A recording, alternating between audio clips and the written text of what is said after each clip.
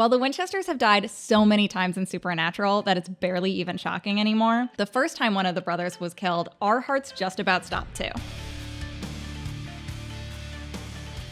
In Season 2's two-part finale, all hell breaks loose. Sammy! Sam and Dean are separated when Sam gets stuck in a ghost town where the Yellow-Eyed Demon's special children are pitted against each other to determine who is like the strongest one of all. When it comes down to just Sam and Jake, Sam has no plans of killing Jake, but Jake then takes advantage of Sam's goodwill and literally stabs him in the back just as Dean and Bobby arrive to help. Dean is so overcome with grief that he drives to the nearest crossroads and summons a crossroads demon where he tries to trade his life for Sam's. The crossroads demon knows Dean will do anything to get his baby brother back, and she manages to negotiate Dean down from 10 years of his life just to 1. You'll bring him back? I will. And the demon warns that if Dean ever tries to get out of this pact, she'll just kill Sam again. They seal this deal with a kiss, and Sam is resurrected for the first, but definitely not the last time. This is the best episode. The fact that the brothers knew that Dean's real death was coming is what made them getting stuck in the mystery time loop that much harder to bear, which was exactly the point. You see the trickster, who is later revealed to be the Archangel Gabriel, but that's a whole other story we don't have time for right now. He traps Sam and Dean in the time loop to try and teach Sam a lesson that he can't always save his brother. The trickster has a super f***ed up sense of humor though. Dean doesn't just die, he dies in the craziest ways, including being shot by a man at the mystery spot, hit by a car, crushed by a falling desk, choked on a sausage, slipped in the shower, poisoned by tacos, which is my personal favorite, electrocuted by his razor, accidentally killed by Sam with an axe, shot by the waitress with an arrow, and then mauled by the cute dog outside the diner. Good boy. Ah! Sam is forced to watch Dean die over 100 times on that Tuesday before the trickster finally allows them to move on to Wednesday, where Dean is then almost immediately killed again. Sam then continues to live in this Dean-free reality, getting more and more cold-blooded and ruthless until the trickster finally confronts him again, being like, yo, have you learned your lesson yet? What lesson? Nothing good will come from you and your brother always sacrificing for each other. Sam did not learn his lesson and just begs to get Dean back. The trickster finally agrees to end this fake reality and let the boys move on to the actual Wednesday, Which usually follows Tuesday. This victory over the trickster is pretty short-lived though, because they still haven't figured out a way to get Dean out of his deal with the Crossroads demon, and in No Rest for the Wicked, it's finally time for Dean to pay up. The brothers spend their last 30 hours together trying to track down Lilith, who holds Dean's contract, and doing some pretty terrible but also pretty amazing car karaoke. And I walk these streets! But unfortunately, they aren't able to prevent the Hellhounds from coming for Dean and mauling him to death. Dean is then trapped in hell for decades in Hell time, but only a few months in Earth time, before he eventually gives in to the demon Alistair's deal to become a torturer himself. It is only after Dean does this, thus breaking the first seal, that the angels send Castiel to rescue and resurrect Dean. And while it sucks that Dean was, tortured and traumatized and trapped in hell for so long, we did get Castiel out of the storyline, so good, bad. It evens out.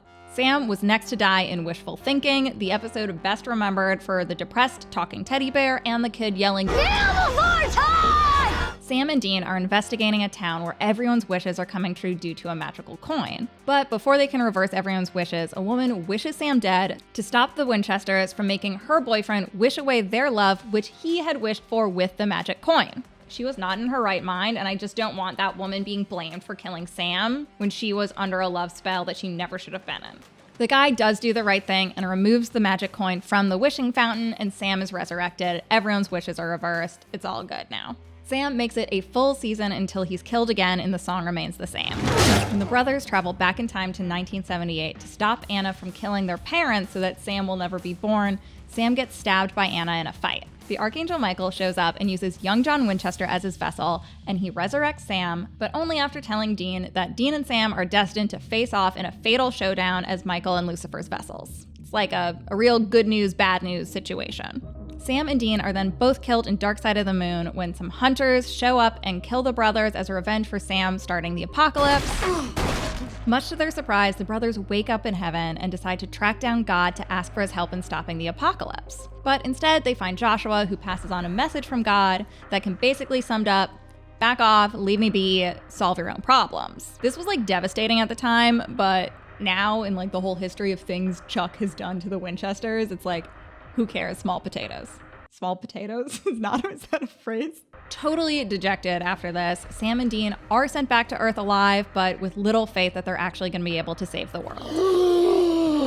The brothers do eventually come up with a plan to stop the apocalypse, but this plan leads to Sam dying once again in Swan Song.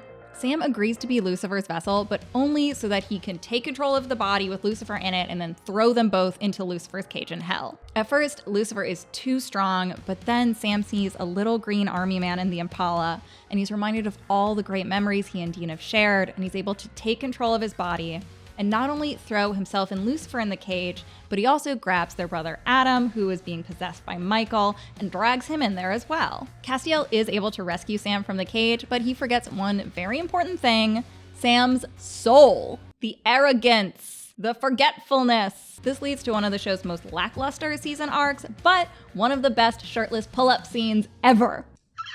Sam does return to normal down the line, but only after Dean has a doctor kill him for 3 minutes so he can have a conversation with Death. The pair strike a deal, with Dean agreeing to be Death for a day in exchange for Sam getting his soul back. Are you serious?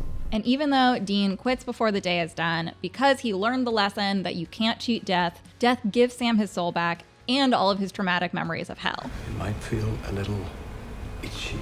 Sam and Dean get a few seasons of uninterrupted life until Dean is killed by Metatron in Do You Believe in Miracles? However, since Dean had acquired the first blade and the Mark of Cain, he was reborn as a demon, black eyes and all. After Demon Dean has his fun for a few episodes and mocks everything the Winchesters hold dear, Sam is able to cure his brother and Dean is reborn as a human once again. Welcome back, Dean. These guys die a lot. Even though Sam is literally the one who is shot and smothered in red meat, once again it's Dean's turn to die. In this episode, Dean purposely overdoses so that he can contact a Reaper to resurrect Sam, only Sam isn't dead. It's a real Romeo and Juliet situation, and during Dean's chat with the Reaper Billy, she tells him that the Winchesters' 9 lives are finally up. Billy even tries to bring Dean to the empty, but the doctors are able to resurrect him just in time. Dean meets Billy once again in First Blood when Sam and Dean are picked up by the feds after attempting to kill the president, aka Lucifer. Dean and Billy strike a deal that she will resurrect the Winchesters one more time so they're able to escape their cells, but only if one of the Winchesters is killed for real at midnight. Sam and Dean tell Cass and Mary, and they are understandably horrified, but Sam and Dean explain that being dead is better than living in a cage forever. Mary offers herself to Billy in Sam or Dean's place. Works for me. But before she can take her own life, Cass kills Billy, saying the world needs every last Winchester they can get. When investigating a case in advanced thanatology, Dean decides to temporarily die so that he can find out what's behind the town's mysterious hauntings. However, this plan quickly gets derailed when Dean comes face to face with Billy, We need to talk. who, because Dean had killed the previous Death, is then resurrected as the new Death. Billy agrees to give Dean his life back because, as she explains it, since becoming Death, she has learned to understand Dean's necessity in the world, even if she doesn't really like it. Deal. It's Sam's turn to die next and beat the devil when the brothers team up with Cass and Gabriel to rescue Mary and Jack from the apocalypse world. On this journey, they're attacked by a band of rabid vampires and one kills Sam when they rip out his throat. But Sam doesn't stay dead for long. Lucifer, who had escaped from Rowena's captivity, resurrects Sam so that he can use him as a pawn in building a relationship with his son Jack. Try an apology. Try a game of catch. Maybe just try being a good dad and not using your son's friends as pawns. I love you though, Lucifer. Yeah. The brothers manage to avoid any more brushes with death until the final season when Chuck becomes determined to kill them both. But because Sam had shot Chuck with the equalizer, the two are now connected. That's why in Atomic Monsters and Proverbs 17:3, Sam has dreams of all the ways Sam and Dean's storylines in alternate worlds have played out. This includes Sam on Demon Blood snapping Dean's neck, Dean shooting Samifer with the Colt only for Sam to heal himself and burn Dean alive, and Demon Dean stabbing Sam with the first blade. After these visions, Chuck kidnaps Sam in the trap to show him what Sam and Dean's future will look like if they do wind up beating Chuck.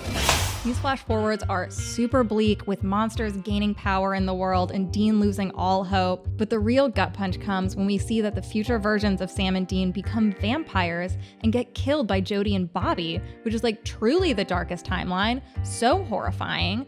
I'm pretty sure that Dean also kills Jody, which is bullshit. That's not gonna happen. Chuck shows Sam this future to rid him of any hope Rory is behind me. Chuck shows Sam these visions of the future to rid him of any hope that the brothers could ever truly win.